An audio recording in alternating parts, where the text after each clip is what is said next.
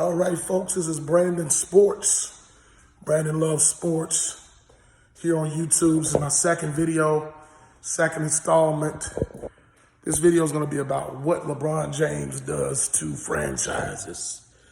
And one thing y'all going to learn about me is that although I am an avid Los Angeles Lakers fan, I'm not a big Bron fan. I'm not. And a lot of people on Facebook have called me, have pegged me as the black Skip Bayless. And I think that's unfair for them to call me that, but I digress. Everyone's entitled to their own opinion, but I just tell the truth. Folks call me a hater, but at the end of the day, the truth is the truth. Now, what LeBron James is doing to my favorite franchise is what he does to every franchise. He comes to town. He may win you a championship. He's never going to win in year one.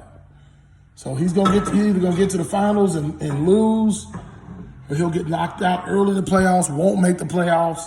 And then, as usual, he'll blame everybody else. It'll be everybody else's fault, but he won't take any responsibility for anything and pass the buck on everybody.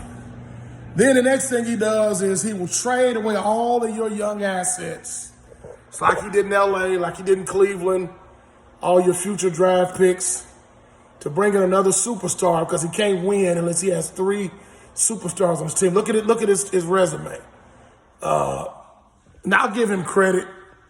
The one in the bubble, I call it the bubble rap championship.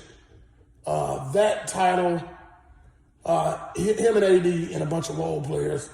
And honestly, I think that's really what works for a team. You know, Michael Jordan, Scottie Pippen with role players won championships. But nonetheless, LeBron James has to have the deck stacked, the odds in his favor. He has to be heavily favored, all the superstars, all the talent, so he can make the odds uneven. So what he'll do is he'll gut your roster to get his way, trade away all your draft picks, and then he'll play those 1+1 games that he plays, those contracts, those 1+1 contracts, and he'll skip town. He'll do what he always does, and leave your franchise with nothing. Then guys like Nick Wright come on. Well, if LeBron James didn't leave town, then see, that's how you know he's the GOAT.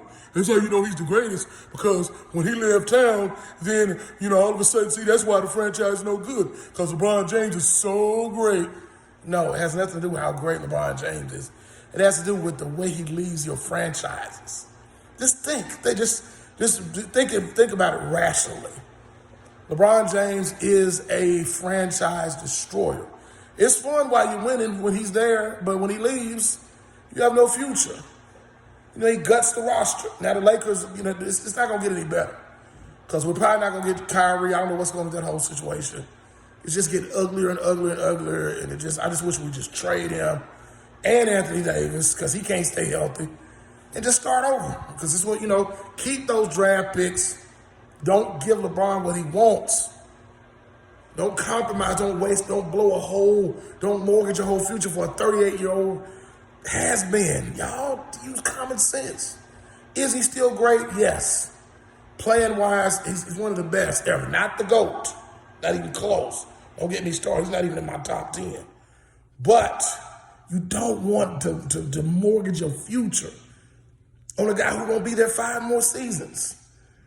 But that's all. That's all I want to say. That's just critical thinking critically. That's what LeBron James does to every NBA franchise he's ever gone to. Just check his record. Check the facts. I got receipts. Just do your history. All right. Brandon Loves Sports. I'm out.